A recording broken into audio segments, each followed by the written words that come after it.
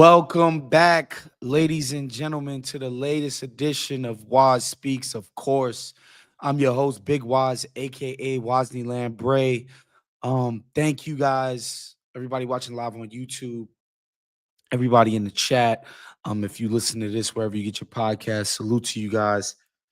Um, just want to give a big shout out to everybody who came through to Count the Dings live in Los Angeles at Slick Studios, man. Shouts to Baron Davis and his staff and crew for hosting us. Um, Shouts to my man Juju Gotti, Jason, um, John Gervais, of course, keeping the trains moving straight on the ones and threes. Like, just really cool, man, to get to see people who came out. We did the very last bomb show. Shouts to Glasses Malone, who was also there as a guest with us. Just salute to everybody that was a part of it. We did our last Black Opinions Matter podcast show, which was really special. And yeah, man, it was just a cool night. It's always cool to actually like get to meet up with and interact with and catch up with people who've been following our work for so long over the years, man. It's kind of crazy that like this shit goes back to like 2016, 2015 for sure. But like, yeah, 2016 definitely when we started doing it way more regularly. Um, and basically at the end of the True Hoop podcast on ESPN, we Amin and myself and Black Trey and Mariano and others would be up there talking about stuff like power and different stuff. And obviously that's how I got my start in this. Of course, Jade Hoy deserves probably the biggest shout out of everybody for seeing the vision and believing in, all of our abilities collectively, both individually and collectively. Jade just thought like we could always do special stuff on the mic. And I think that like obviously I have very fond memories of doing that every single Monday. I think the coolest thing for me now when I sit and think about it is that Brian Windhorst has a show on ESPN now called The Hoop Collective, but he was also on the True Hoop Network, and how Jade had it was like every day was a different cast of characters. And Windhorst, I think Windhorst was Tuesday. He could have been Wednesday. I don't remember. But Windhorst on his day, he would say, "Welcome to the Brian Windhorst Show, blah, blah, blah, True Hoop, where we talk about the NBA," which was a reference to what we were doing on Mondays, where after we, get the basketball stuff out, we'd be talking about stuff that wasn't NBA. And that was Brian, like, being like, "We're not doing that on this show," right? Which like wasn't his dissing us or anything like that. It was just him being like, "Yo, on this show, we talk about the NBA." And if you listen to the Hoop Collective now, you can go listen to it right now. Brian Windhorst still starts his show that way. We're no longer on his podcast feed doing stupid shit to get the ESPN bosses pissed off about the editorial direction of the shows. But he still keeps that tradition of saying we talk about the NBA up here. So that's one of the coolest little wrinkles of that era that I sit and I think about. Because I do still listen to Brian's show pretty much every single episode. Brian is my guy. I consider him to be a friend. And so yeah, man, it was just crazy to think about all of those moments that come full circle, and what me and Trey and Amin and all of us are doing in like our different capacities now. Where freaking Trey is like not the CEO, excuse me. He's a creative executive at a whole freaking sneaker company, you know. And just last night I did a podcast with Bill Simmons, who is obviously my boss at the Ringer, but like somebody I now consider a friend. And like this is a dude that I've been reading since like the year 2000, literally, and been listening to his podcast since 2007. And like I've gotten into a place in my career where we now work together. It's just kind of crazy because it literally all started on BOMM for all of us. And so yeah, just a special night, special moment. CTD got more dope things coming in the future. We're not done. We're not going anywhere. We're still going strong. So shouts to everybody that supported us and all of that stuff. Anyway, on to today's show, man. And I wanted to talk about, because obviously the tariffs have been all over the news, and like Trump is announcing deals with England and all this other stuff. And, basically like starting in about now in a week, we're going to start seeing the effects of the tariffs. Um, because the ports in here in Los Angeles and in the Bay Area have been sitting like 40% empty since the tariffs. And so we're gonna now finally start seeing a month in the effects of the tariffs, whatever. We've done a lot of that on the show. But the next big thing that these guys have coming down the pike in the Trump administration is this massive tax cut that they're trying to pass through the House and the Senate. Um, and again, because of they're going to do it via the reconciliation process, they have to have cuts matched with the tax spend. Because, as I say here all the time, tax cuts are a government spend. It's money that we would ordinarily have, the government anyway would ordinarily have, but they're not. It's revenue that they're not receiving, right? And so now you have to go to revenues that would generally be going out and cut those instead. And so, because also what they're doing they're trying to pair this tax cut with an increase in the military budget. So we're going to be giving more money to companies like Raytheon and the military industrial complex, companies that are insanely filthy rich, beyond our wildest dreams already. They have to go and find somewhere else to cut spending at, right? So because we're increasing our spending to corporations by just handing them free money that we don't, and this is what I love about the way these things get pitched these days, and what you got to love about the Trump era, they don't bother with the niceties. They don't even bother. I think they are, in certain senses, they're messaging that, this tax cut is gonna, we're gonna give tax credits to people who are reshoring jobs, and we're gonna give tax credits to people who start like the manufacturing process. Like, it's gonna be a one-to-one. Like, they're doing some of that where they're claiming this is like part of some long-term strategy. But what they're not really doing, and what they used to do, especially, got pioneered under the Reagan administration, is like, these cuts are going to be a massive boondoggle for the working class. Like, corporation and the job creators are just, they're going to take these tax cuts, this new revenue that they have, and they're just going to pour it into investments and new jobs and raises, and it's going to just rain and trickle down on the rest of us.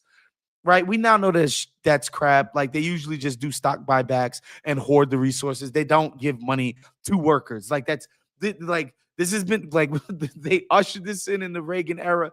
Wages are flat. If not, they're probably lower in terms of real wages compared to inflation. So wages have gotten worse in this era, and corporations have gotten way richer as compared to the average worker. We know it's had the opposite effect. But what I do like is they don't, piss on your head and tell you it's rent. Like, they don't even bother with that piece anymore. It's just like, no, we're just giving our buddies money. That's it. That's it. And how we're going to pay for it, um, how they're going to pay for it this time around, of course, is going to be by cutting Medicaid. Okay. Again, Medicaid, which is health insurance for the lowest wage Americans. That's what we're doing. We're talking about cutting the tax rate for the richest people in American society. Mind you, not only like are these people already rich? The tax code is filled with so many loopholes as to be like what they pay in taxes is already a pittance. Okay. And so what we're going to do is compound that by cutting the rate even further for the people who are already good. And this is the thing, like, it's just so ass backwards when you sit and think about it. Our society is already working for them. They've become rich and successful, and shouts to them. Like the conditions under which we live have worked beautifully for these people. It's worked wonderfully. Like things are going excellent. They're rich as fuck. They have everything they would ever need. They've gotten everything they could out of American society. So now what we're going to do is we're going to slash healthcare for people who make $17,000 a year in order to fund the richest people in America's tax cut. Like this is as dystopian as it gets, bro. Like, and again, credit to the Trump people. They're not pretending this is going to help anybody but rich people. They're not. And I think it's going to be a political loser, but they don't really care. It's like, whatever, I need this bread. It's going to be a major, if anything, man, the most unpopular thing Trump did before COVID, like super duper tanked him, was his massive tax cut for the rich. That was his most unpopular moment of the first Trump term. And so they are so dead set on this that they are going to do like it's, you can't fix this truth. You can't fix the messaging on this. Like there's no way to make this look more attractive than how ugly it actually is. You're taking healthcare away from the literally poorest people, the lowest wage people in our society, the people who need our most help right now, the people who we should be concentrating on. Yo, how do we get their wages up? How do we get their standard of living up? How do we lower housing costs, healthcare costs, housing costs, childcare costs? How are we, lowering their burden, which is what we should be doing, focusing the society's energies on lifting these folks up. We're doing the opposite. It's freaking crazy. And Jerv, could you bring up this article for me, man? David Dayen, who dope reporter. You should be following his work if you're not already at the American Prospect. Good progressive, lefty guy. Great guy in terms of his work. Medicaid cuts in Republican bill would charge poor people more for coverage. The cost sharing requirements on beneficiaries above the federal poverty line is the most notable item in a menu of Medicaid cuts seen by the Prospect. Medicaid recipients with earnings at or above federal poverty line would have to pay significant out-of-pocket expenses for their health care coverage, and work requirements would be placed on the program, according to a menu of items in the emerging Republican budget reconciliation proposal seen by the Prospect.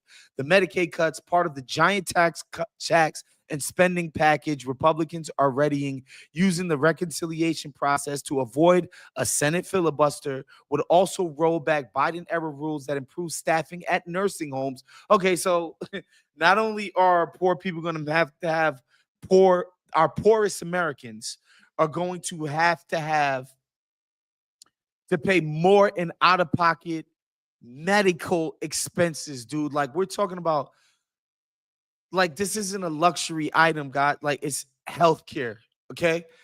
So we're going to bludgeon these folks with higher costs, and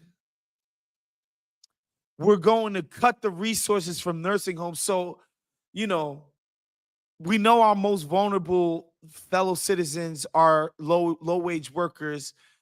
Another part of the vulnerable population are elderly. Like, goddamn, like if anybody deserves our help and our coming together to step up for them, it's the elderly. No, we're gonna cut that too. And for what? To cut the taxes on the richest people in America. Again, insanity. And they would alter a number of eligibility and enrollment provisions that would make Medicaid harder to navigate for its 71 million plus enrollees, a common tactic to reduce enrollment.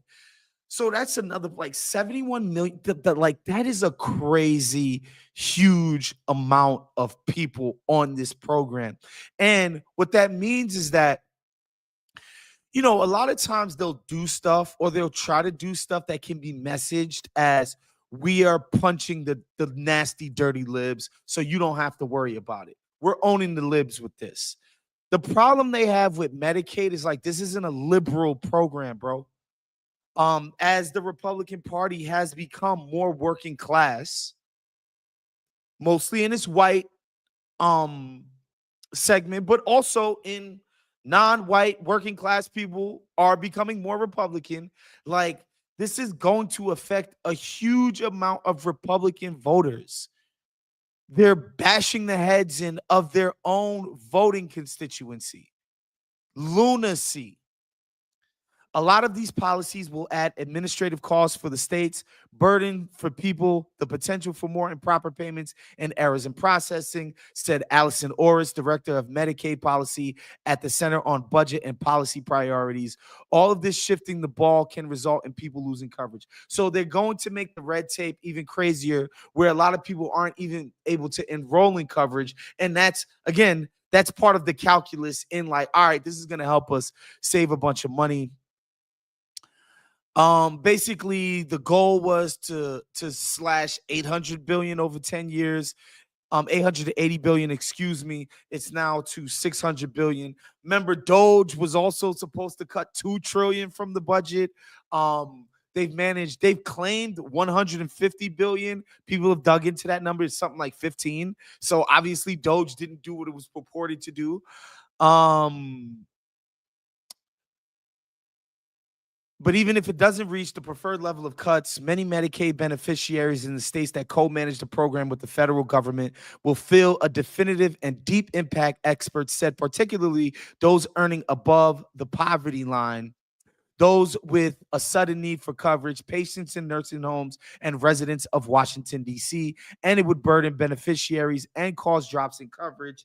A red line for moderates claiming they are only concerned with the waste and fraud and abuse.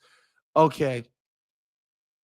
The most potentially explosive item on the menu, politically speaking, reads cost sharing above 100% FPL. This appears to mean that Medicaid recipients making at or above the federal poverty level, which is $15,650 for a single individual or $21,150 for a two-person household. Guys, this is, bruh,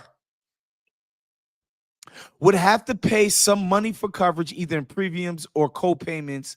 Currently, Medicaid gives states the option to impose out-of-pocket spending on recipients, though some populations and services like children under 18 or pregnancy care are exempted. Some premiums and enrollment fees are limited to beneficiaries above 150% of the poverty line. This policy would make that number lower. Making poor people pay for health care is exactly the kind of effective cut. Making poor people pay more, for health care is exactly the kind of effective cut to Medicaid that moderates Republicans have sworn they would not abide, while reducing the federal share of Obamacare's Medicaid expansion, which provides federal funding to extend Medicaid to adults under the age of 65 up to 130%. 38% of the poverty level in 40 states and DC. It's not part of the menu. This is a backdoor way of achieving something that the reduction on the backs of individuals who get Medicaid. There you have it. Guys, again, you don't even have to be some economist. Households making 22 G's a year, 22 G's a year are going to have an increase in out-of-pocket Medicaid expenses in service of giving more money to people that are richer than God, bro. Again, insanity. And I get it. Bernie and AOC are already out there. This is the kind of stuff. This is the kind of layups. These are the kind of layups that Trump and his administration are just handing to Democrats. But like, they don't have a counter program. Like, if they had a program that was like, yo, what we want to do is expand Medicaid coverage. They trying to cut it. They're just going to be like, no, this is bad what Trump is doing. It's not fair. They don't have a program, bro. Like Bernie said it the other day. They're like, yo, isn't it kind of divisive? Shouldn't the Democrats be getting on one accord?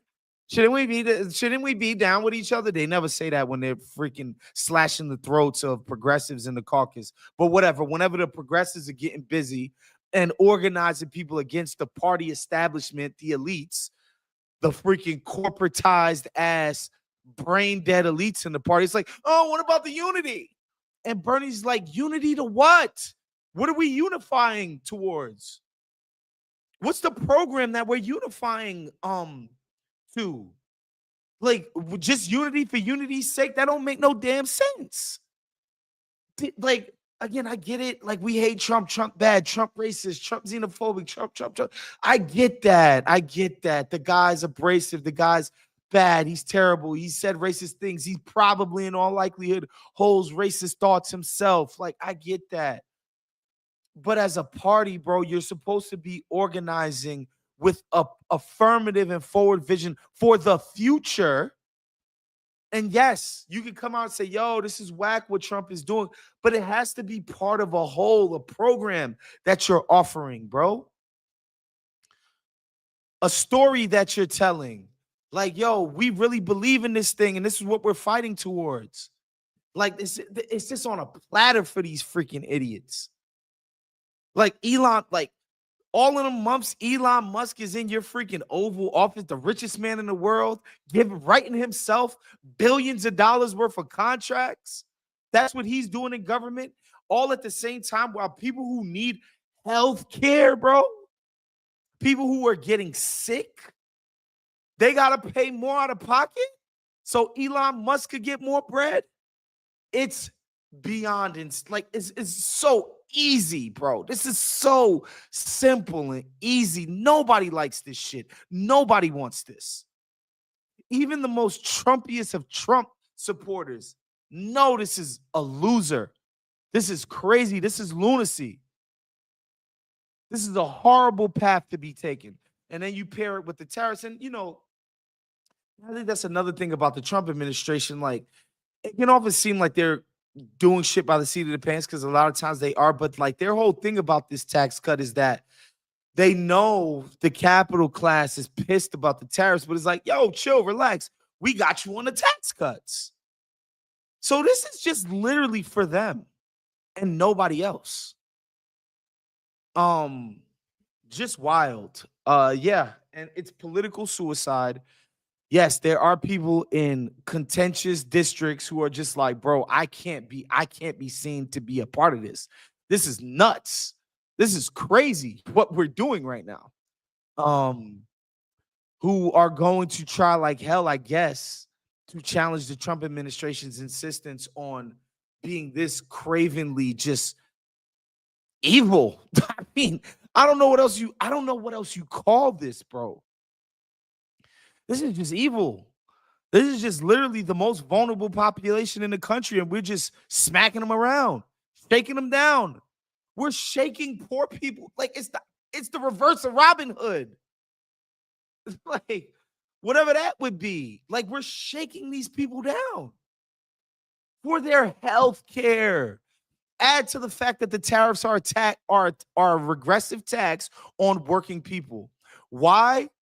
Because a tax on these goods, when we inevitably buy these goods, it's a higher percentage of our income than the very richest Americans. So they'll say, no, it's evenly applied. No, it's not.